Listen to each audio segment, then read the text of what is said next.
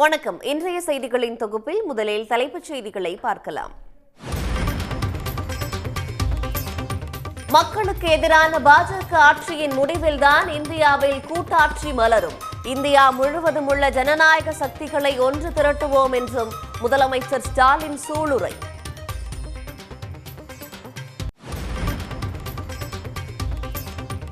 செங்கல்பட்டு, வத்தலகுண்டு, நாகர்கோவில் உள்ளிட்ட பல்வேறு பகுதிகளில் கனமழை. வெயிலின் தாக்கம் சற்று குறைந்து குளிர்ச்சியான சூழல் நிலவுவதால் மக்கள் மகிழ்ச்சி.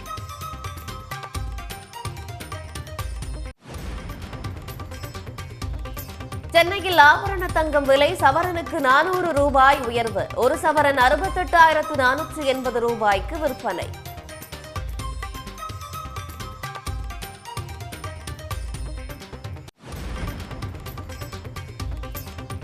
வக்ஃப் வாரிய திருத்த மசோதாவுக்கு எதிராக திமுக வழக்கு தொடரும் என முதலமைச்சர் மு.க.ஸ்டாலின் அறிவிப்பு. இந்திய அரசியலமைப்பு கட்டமைப்பின் மீது ஒன்றிய பாஜக அரசு தாக்குதல் நடத்தியிருப்பதாகவும் கண்டனம். சர்ச்சைக்குரிய இந்த சட்ட திருத்தத்துக்கு எதிராக உச்சநீதிமன்றத்தில் திராவிட முன்னேற்றக் கழகத்தின் சார்பில் வழக்கு தாக்கல் செய்யப்படும் என்பதை இம்மாமன்றத்தில் தெரிவித்துக் கொள்கிறேன்.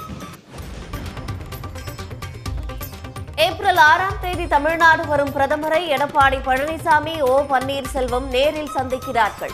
அதிமுக பாஜக கூட்டணிக்கான அதிகாரப்பூர்வ அறிவிப்பு வெளியாக வாய்ப்பு.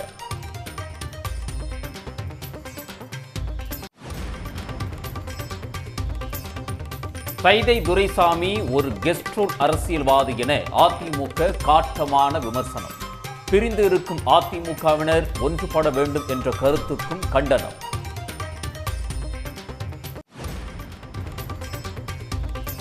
ஹைதராபாத், செகந்திராபாத் நகரங்களில் கனமழை. சுரங்கப்பாதைகள் நீரில் மூழ்கியதால் வாகனங்கள் தத்தளிப்பு. தர்பூசணி பழங்களில் ரசாயன கலவை செலுத்தப்படுவதாக பரவும் தகவல். உணவு பாதுகாப்புத்துறை அதிகாரி சதீஷ் விளக்கம்.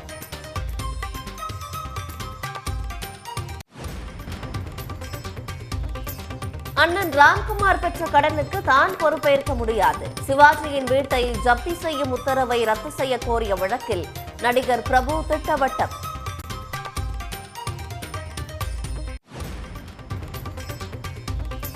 தமிழ்நாட்டில் மேலும் 6 பொருட்களுக்கு புவிசார் குறியீடு. ராமநாதபுரம் சித்திரைக்கார் அரிசி, செட்டிக்குளம் சின்ன வெங்காயத்திற்கு புவிசார் குறியீடு.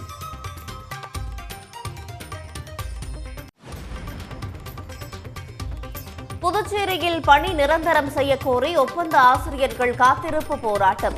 கொட்டும் மழையையும் பொருட்படுத்தாமல் போராட்டத்தில் ஈடுபட்ட ஆசிரியர்கள். ஊட்டி, கொடைக்கானலில் சுற்றுலா வாகனங்களுக்கு கட்டுப்பாடு விதிக்கப்பட்ட விவகாரம். உயர்நீதிமன்றத்தின் உத்தரவை மறு ஆய்வு செய்ய கோரும் தமிழ்நாடு அரசின் மனு நாளை விசாரணை.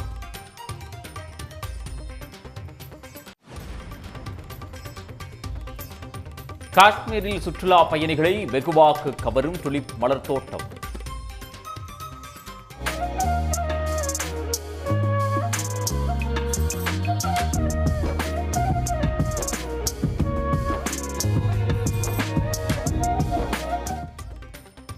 எட்டு நாட்களில் 2 லட்சத்திற்கும் மேற்பட்டோர் கண்டு ரசித்ததாக தகவல்.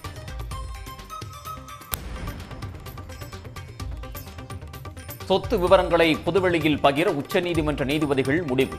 நீதித்துறை மீதான நம்பிக்கையை நிலைநாட்டும் வகையில் நடவடிக்கை.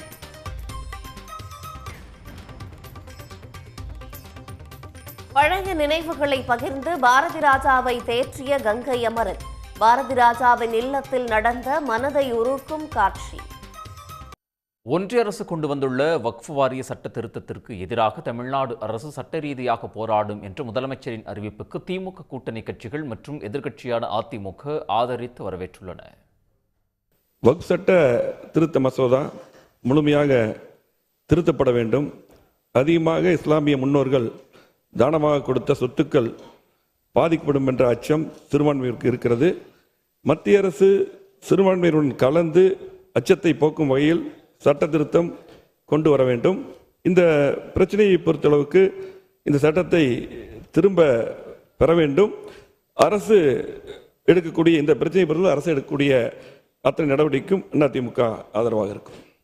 இந்த சட்டமன்றத்தில் ஒரு மிகப்பெரிய கூட்டம் கருப்பு பேட்ஜ் அணிந்து இந்த மத்திய அரசாங்கம் கொண்டு வந்த இந்த வக்ஃபு பில்லை எதிர்க்கிறது.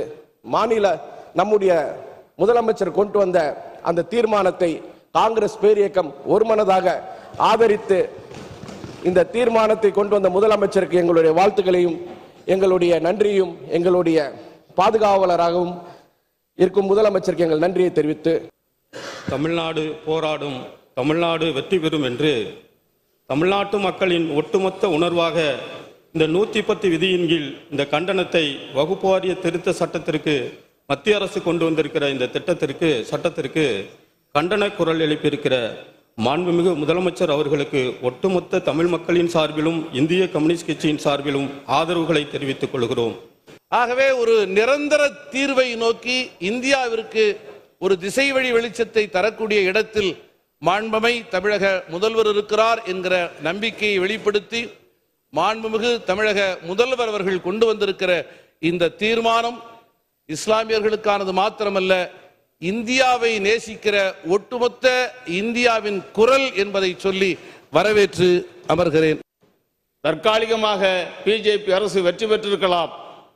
இறுதி வெற்றி இந்தியாவிலே மதச்சார்பற்ற சக்திகளுக்கு தான் என்பதை இந்த அவையிலே நான் பதிவு செய்ய விரும்புகிறேன். தமிழ்நாடு போராடும், தமிழ்நாடு வெல்லும் என்கிற நம்முடைய முதலமைச்சர் அவர்களின் உணர்வோடு மார்க்சிஸ்ட் கம்யூனிஸ்ட் கட்சி ஒன்றுபடுகிறது, உங்களுக்கு துணை நிற்கும் என்று கூறி அமர்கிறேன். முதலமைச்சர் அவர்கள் இன்று முன்மொழிந்திருக்கிற அந்த அடிப்படையில் நடுவண் அரசு கொண்டு வந்திருக்கிற சட்டம் இஸ்லாமிய பெருமக்களுக்கு எதிரானது என்ற அடிப்படையில் அதை திரும்ப பெற வேண்டும், ரத்து செய்ய வேண்டும் என்று வலியுறுத்தி அமர்கிறேன். அந்த மசோதாவுக்கு எதிரான ஒன்றிய அரசுடைய நிலைப்பாட்டுக்கு எதிரான ஒரு அறிக்கையை இங்கே கொடுத்திருக்கின்றார், அறிவிப்பை செய்திருக்கின்றார். கொங்குநாடு மக்கள் தேசிய கட்சியை பொறுத்தவரை மாண்புமிகு தமிழ்நாடு முதலமைச்சரோடு அவருடைய இப்படிப்பட்ட இந்த அறிவிப்புகளுக்கு, இந்த நடைமுறைகளுக்கு நாங்கள் துணையாக இருப்போம் என்று அந்த அறிவிப்பை ஏற்று வரவேற்று அமர்கின்றேன். அமெரிக்கா இறக்குமதி செய்யும் பொருட்களுக்கு புதிய வரி விகிதத்தை அதிபர் ட்ரம்ப் அறிவித்துள்ளதற்கு உலக அளவில் எதிர்ப்புகள் எழுந்துள்ளன. அமெரிக்காவின் இந்த புதிய வரி விதிப்பு முறை இந்தியாவில் எந்த மாதிரியான பாதகங்களையும் சாதகங்களையும் ஏற்படுத்தும் என்பது குறித்து இப்போது பார்க்கலாம். இந்த நாள் அமெரிக்காவின் விடுதலை நாள் என்று கூறி புதிய வரி விதிப்பு தொடர்பான உரையை தொடங்கிய அமெரிக்க அதிபர் ட்ரம்ப் பல காலமாக அருகில் உள்ள நண்பர்களாலும் எதிரிகளாலும் அமெரிக்கா சூறையாடப்பட்டுள்ளதாக தெரிவித்தார். அதிகபட்சமாக கம்போடியாவுக்கு 49%, வியட்நாமுக்கு 46%, இலங்கைக்கு 44% வரியை அமெரிக்கா விதித்துள்ளது. சீனாவுக்கு 34%, இந்தியாவுக்கு 27%, ஜப்பானுக்கு 24%, ஐரோப்பிய யூனியன் மீது 20% வரி விதிக்கப்பட்டுள்ளது.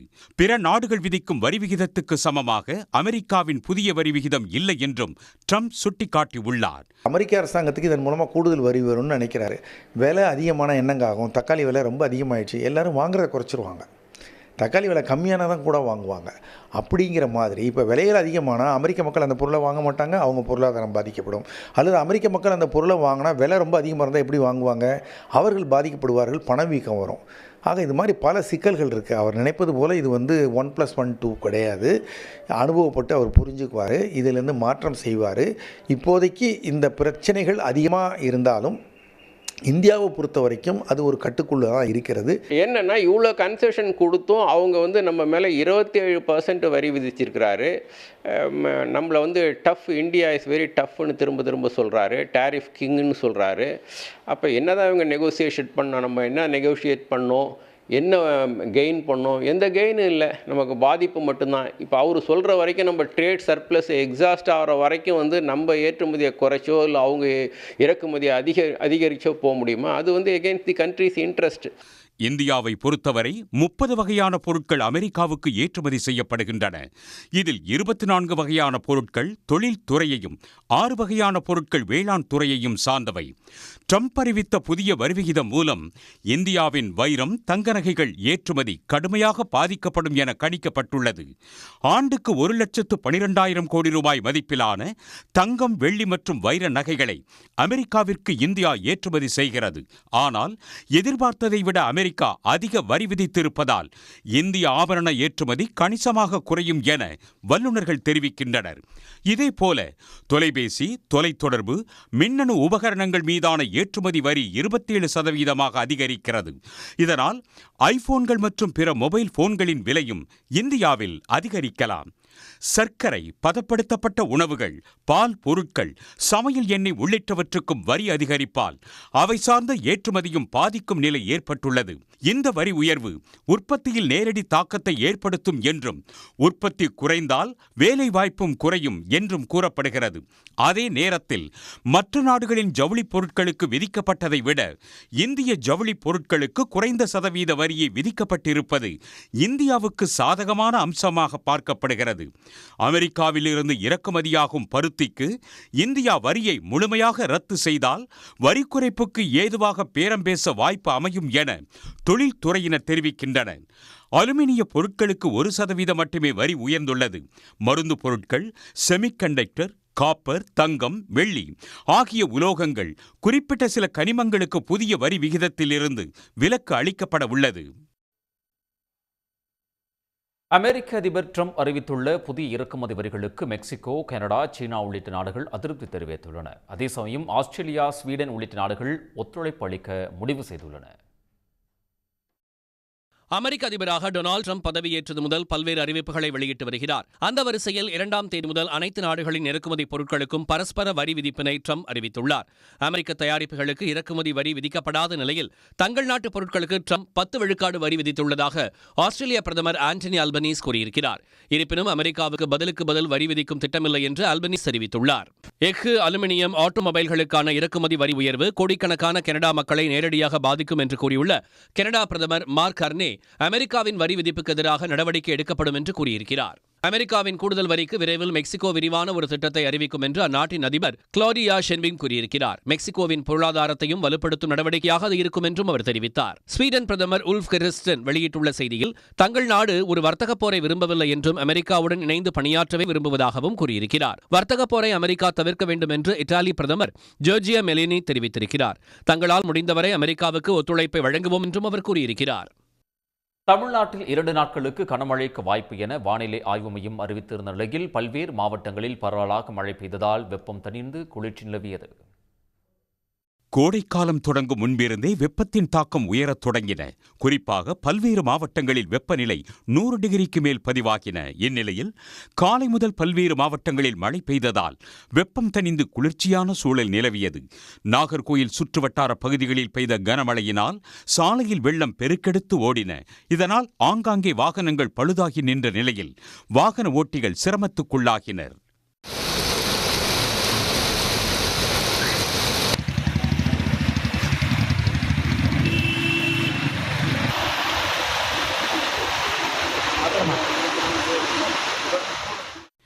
திண்டுக்கல் மாவட்டம் வத்தலக்குண்டு, நிலக்கோட்டை, செம்பட்டி உள்ளிட்ட பல்வேறு பகுதிகளில் 2 மணி நேரத்திற்கு மேலாக மிதமான மழை பெய்தது.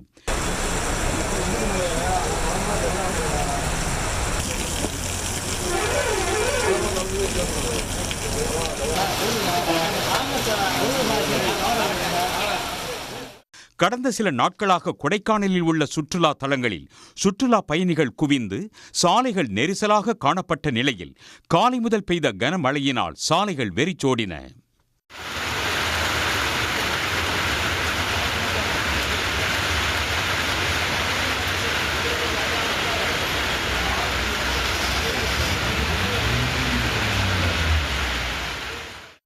ராமேஸ்வரம், தங்கச்சிமடம், பாம்பன் உள்ளிட்ட பகுதிகளில் பெய்த கனமழையினால் சாலைகளில் வாகனங்கள் ஊர்ந்து சென்றன.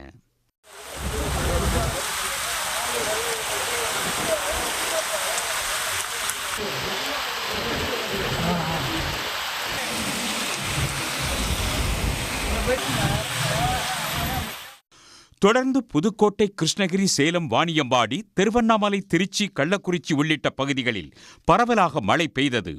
தமிழ்நாட்டில் மேற்கு தொடர்ச்சி மலையை ஒட்டிய மாவட்டங்கள் மற்றும் டெல்டா பகுதிகளில் அடுத்த 2 நாட்களுக்கு கனமழைக்கு வாய்ப்புள்ளதாக சென்னை வானிலை மையம் தெரிவித்துள்ளது. மக்களவையில் தமிழ்நாட்டு எம்பிக்கள் எழுப்பிய பிரச்சினைகள் என்ன, முன்வைத்த கோரிக்கைகள் என்ன என்பதை தற்போது பார்க்கலாம். Sir, the opposition parties have been raising a request to discuss Manipur so many times in this house. But today is the day you've chosen. After 2 o'clock, in the middle of the night, to discuss Manipur, it just shows how much regard you have for the people suffering there and how you care. You don't care. Is this the time to give us an opportunity to be discussing Manipur? Yes. So this shows how much this government does not care, disregards. It's an insult. You don't even want to give us time to discuss it properly tomorrow, sir. It is really sad. Our banking sector is now charging for even basic services. If you have to withdraw your own money from an ATM, you have to pay a charge. If you want to get an SMS for your balance, you have to pay a charge. If you want to get a checkbook, you have to pay a charge. And the most cruel thing is, madam, if your deposit drops below a minimum balance, they put you a penalty. As it is with this economy, every family is struggling and every individual is struggling. When their money dips in a bank balance, the bank is charging a minimum balance charge on them. நாடாளுமன்ற தொகுதிகளுக்கான மறுவரையறை delimitation செய்யப்பட வேண்டுமானால் மக்கள் தொகை கணக்கெடுப்பு மிக முக்கியத்துவம் வாய்ந்ததாகும். அதேபோல மகளிருக்கான இடஒதுக்கீடு திட்டத்தை நடைமுறைப்படுத்த வேண்டுமானால் மக்கள் தொகை கணக்கெடுப்பு மிகவும் முக்கியத்துவம் வாய்ந்ததாகும். எனவே மக்கள் தொகை கணக்கெடுப்பை உடனடியாக நடத்துவதற்கு அரசு ஆவண செய்ய வேண்டும். அத்துடன் சாதிவாரி கணக்கெடுப்பையும் சேர்த்தே நடத்த வேண்டும் என்கிற வேண்டுகோளை வைத்து முடிக்கிறேன். நன்றி, வணக்கம். National Medical Council did not release 2 separate results showing shift-wise performance. It was an admission that if the result were shown separately, it would have exposed the fact that one shift had easy question paper and other shift had a tough question paper. Because through you, the union government, please kindly have an examination for the postgraduate NEET examination students for one simultaneous examination. Thank you. போட்டி நாடுகளுடன் ஒப்பிடும்போது அமெரிக்க அரசு விதித்துள்ள 27% வரி இந்திய பின்னலாடை துறைக்கு சாதகமாகவும் கூடுதலான ஆர்டர்கள் கிடைக்க வழிவகுக்கும் என்றும் திருப்பூர் பின்னலாடை உற்பத்தியாளர்கள் தெரிவித்துள்ளனர்.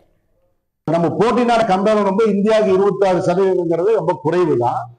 இருந்தாலும் அங்க இருக்கிற பயஸ் இறக்குமதிக்கு உண்டான டாக்ஸ் கொடுக்க நம்ம பொருளை இறக்குமதி பண்ணும் போது அவங்களுக்கு கூடுதல் விலையில சுமையா இருக்கிற மாதிரி இருக்கு. அந்த சுமை எங்க அவங்க இறக்கி வைப்பாங்க அப்படின்னா, இறக்குமதி ஆர்டர் எங்க வாங்குறாங்களோ அந்த நாட்டுடைய விலையை குறைக்க உண்டான வாய்ப்பு இருக்கு. அது நம்மளுக்கு அந்த ஒரு இடத்துல நம்ம கொஞ்சம் சிக்கல் இருக்கிற மாதிரி நம்ம நினைக்கிறோம். இருந்தாலும் நம்மளுக்கு போட்டி நாடுகள் அங்க போக வேண்டிய ஆர்டர் முழுக்க இந்தியாவுக்கு வரது 100% வாய்ப்பு இருக்குங்க.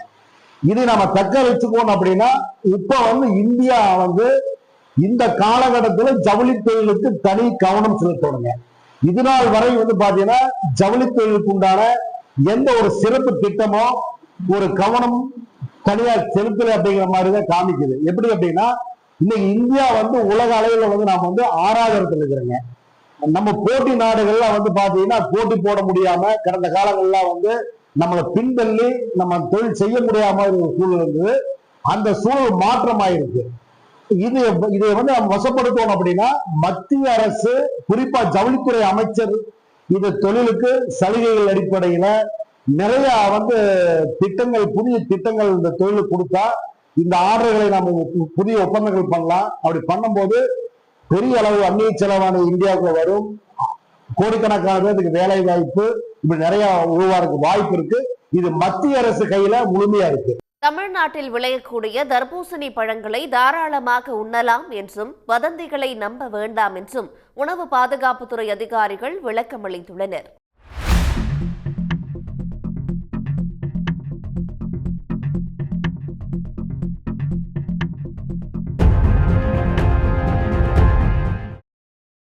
தர்பூசணி பழங்களில் ரசாயனம் கலக்கப்படுவதால் உணவு பாதுகாப்புத்துறை அதிகாரிகளால் அதிக அளவில் பறிமுதல் செய்யப்படுவதாக கடந்த சில நாட்களாக சமூக வலைத்தளங்களில் வதந்திகள் பரவின.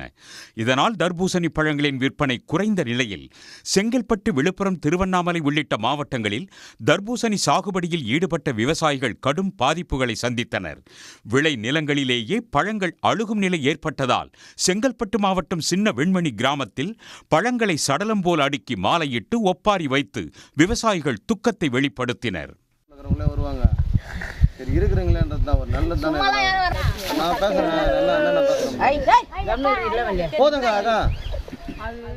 இந்நிலையில் தர்பூசணி பழங்களை பொதுமக்கள் அச்சமின்றி சாப்பிடலாம், உடலுக்கு ஆரோக்கியமானது என உணவு பாதுகாப்புத்துறை அதிகாரிகள் தெரிவித்துள்ளனர். சென்னை சைதாப்பேட்டையில் செய்தியாளர்களிடம் பேசிய உணவு பாதுகாப்புத்துறை அதிகாரி சதீஷ்குமார், தர்பூசணியில் ரசாயனம் கலக்கப்படுவதாக வெளியான வதந்திகளை நம்ப வேண்டாம் என கேட்டுக்கொண்டார்.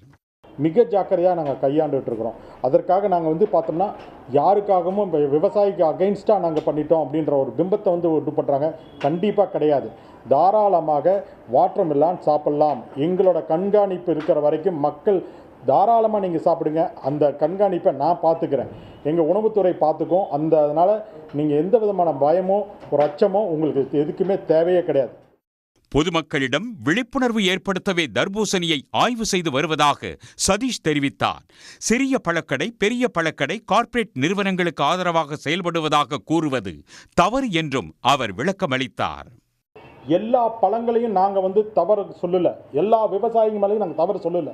எந்த விதத்துலையும் ஒரு பங்கு கூட, ஒரு துளி கூட நாங்கள் சொல்ல கிடையாது. எப்படி அடல்ட்ரேஷனை கண்டுபிடிக்கிறது மட்டும்தான் நாங்கள் சொல்லிக்கிட்டு வர்ற மொழியோ, யாரு மேலேயும் இது வரைக்கும் நாங்கள் கேஸும் போட்டது கிடையாது. ஒரு விவசாயி மேலே ஒரு கேஸ் போட்டிருக்கேன்னு இப்போ சொல்லுங்கள், இந்த தவறு பண்ணியிருக்காங்க அப்படின்னு தெரிஞ்சதுன்னா நான் இழுத்து மூடிட்டு வந்துகிட்டே இருப்பேன். எனக்கு இந்த பெரிய கடை, இந்த சின்ன கடைன்றது எனக்கு தெரியவே தெரியாதுங்க. எனக்கு மக்கள் பாதிக்கிறாங்கன்னு ஒரு கம்ப்ளைண்ட் வந்ததுன்னா கண்டிப்பாக அந்த இடத்துல நாங்கள் இருப்போம். உணவு பாதுகாப்புத்துறை அந்த இடத்துல நிற்கும். எலி கடித்த தர்பூசணி பழங்களை பொதுமக்கள் சாப்பிட்டால் எலிக்காய்ச்சல் வர வாய்ப்புள்ளதால் பொதுமக்கள் கவனமாக இருக்க வேண்டும் என்று உணவு பாதுகாப்புத்துறையினர் அறிவுறுத்தியுள்ளனர். தர்பூசணி சர்க்கரை பாகு போல் தித்திப்பாக இருந்தாலோ மிகவும் சிவப்பு நிறமாக இருந்தாலோ அது கலப்படம் எனவும் உணவு பாதுகாப்புத்துறையினர் தெரிவித்துள்ளனர். உடனுக்குடன் செய்திகளை தெரிந்து கொள்ள சன் நியூஸ் பெல் ஐகானை கிளிக் பண்ணுங்க.